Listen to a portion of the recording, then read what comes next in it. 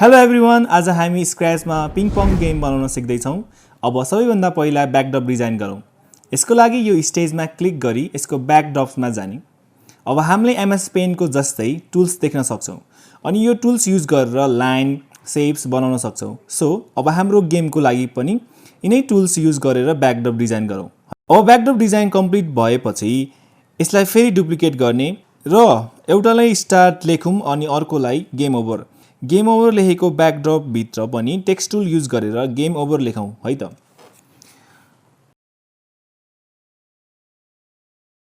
अब यति गरेपछि स्प्राइट प्याडल एड गरौँ अनि हामीलाई प्याडल भर्टिकलमा चाहिएको भएर यसको कस्ट्युम्सबाट यसलाई भर्टिकल बनाऊँ। ल अब यो स्प्राइट प्याडलको नेम प्लेयर प्याडल राखौँ। अब यसलाई एकपटक डुप्लिकेट गरौँ अनि यसको नेम चाहिँ कम्प्युटर प्याडल राखौँ अनि यी दुवै प्याडललाई आफ्नो साइडमा यसरी राखौँ है त। अब प्लेयरले मिस गर्दा स्कोर बढ्नको लागि एउटा सेन्सर जस्तो बनाऊँ। यसको लागि यो क्याट बटनमा गएर पेनमा क्लिक गर्ने अनि एउटा रेड कलरको पातलो रेक्ट्याङ्गल बनाउने अनि सेन्टरमा राख्ने अनि स्प्राइटको नेम चाहिँ प्लेयर गोल राखौँ है अनि यसलाई लेफ्ट साइडमा यसरी राख्ने। त्यसै गरी यसलाई डुप्लिकेट गर्ने अनि राइट साइडमा यसरी राख्ने र यसको नेम चाहिँ कम्प्युटर गोल राखौँ। ल अब चाहिँ बल एड गरौँ अनि यसको साइज सानो गराउनको लागि यो साइजमा क्लिक गरी अलि सानो नम्बर राख्ने। ल अब सबैभन्दा पहिला बलको लागि प्रोग्राम गरौँ।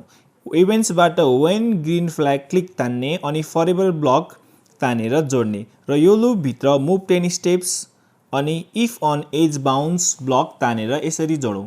अब बल यसरी मुभ गरेको देख्न सक्छौँ।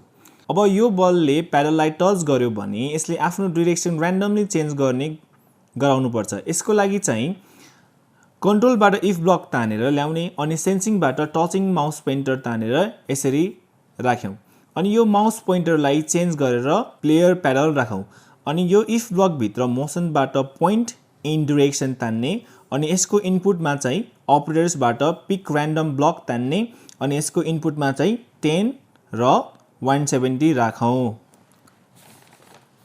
अब फेरि यही सेम काम कम्प्युटर प्याडलको लागि गर्ने अनि पिक र्यान्डममा चाहिँ -10 to -117 राख्ने।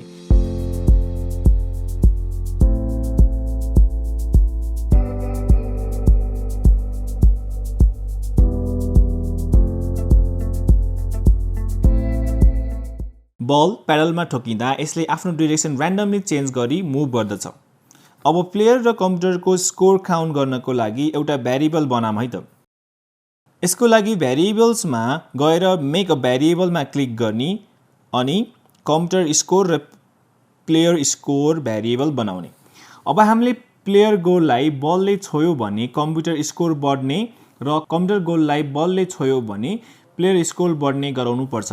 यसको लागि अघिको जस्तै कन्ट्रोल ब्लकबाट इफ ब्लक्स तान्ने फरेभर लुपभित्र यसरी राख्ने अनि यसको कन्डिसनमा सेन्सिङबाट टचिङ माउस पोइन्टर राख्ने अनि माउस पोइन्टरलाई चेन्ज गरी प्लेयर गोल राख्ने र यो इफ ब्लकभित्र चाहिँ भेरिएबल्सबाट चेन्ज माई भेरिएबल्स ब्लक राख्ने र माई भेरिएबललाई चेन्ज गरी कम्प्युटर स्कोर भेरिएबल राख्ने।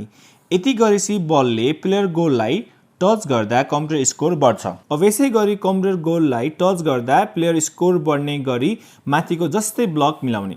अब सर्टेन स्कोर पुगेपछि चाहिँ गेम ओभर हुने कन्डिसन राखौँ है त। मैले चाहिँ जसले पहिला 15 स्कोर ल्याउँछ अनि उसैले विन गर्छ अनि गेम ओभर हुने गराउँदैछु। सो यसको लागि फेरि एउटा इफ ब्लक तानौँ अनि अपरेटर्सबाट इक्वल अपरेटर जोडौँ अनि फर्स्टमा चाहिँ कम्प्युटर स्कोर राखौँ र अर्कोमा 15 राखौँ अनि इफ ब्लकभित्र चाहिँ switch backdrop two game over राखौँ अनि त्यसै गरी स्टप अल ब्लक जोडौँ। अब फेरि यसरी नै प्लेयर स्कोरको लागि ब्लक बनाऊँ है त।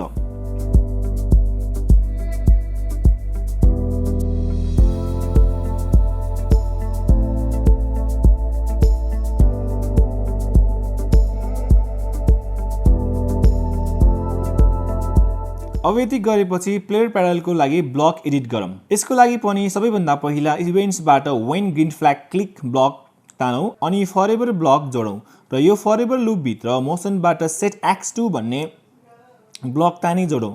यो x को भ्यालु चाहिँ आफूलाई प्याडल कुन ठाउँमा राख्न मन छ त्यही अनुसार राख्न सकिन्छ। अब हामीले प्याडलको पोजिसन y एक्सिसमा मात्र चेन्ज गर्ने हो। त्यसैले सेट y टु ब्लक तान्ने अनि यसको इनपुट भ्यालुमा चाहिँ सेन्सिङबाट माउस y ब्लक राख्ने। यसले चाहिँ माउस पोइन्टरको पोजिसन अनुसार प्याडलको y भ्यालु सेट गर्ने गर्छ। अब चेक गर्दा प्लेयर प्याडल माउस पोइन्टर अनुसार तल माथि मुभ गरिराख्छ। अब यसै गरी कम्प्युटर प्याडललाई पनि सेम प्रोग्राम बनाउने तर सेट y ब्लकको सट्टामा पोइन्ट टुवर्ड्स ब्लक तान्ने अनि अप्सनमा बल राख्ने अनि मुभ 10 स्टेप्स ब्लक जोड्ने। अब एकपटक चेक गरौँ है त।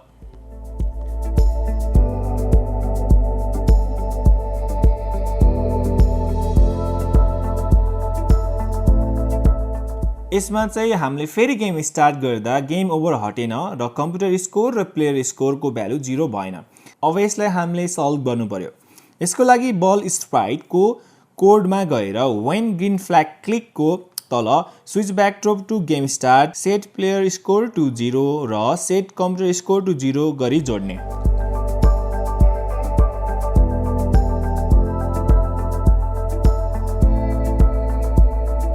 अनि यति गरेपछि हाम्रो फाइनल पिङ-पङ गेम रेडी भयो। अब हामीले यसलाई यसरी खेल्न पनि मिल्यो। Thank you everyone. अब यस्तै भिडियो हेर्नको लागि यो च्यानललाई सब्स्क्राइब गरिदिनु होला।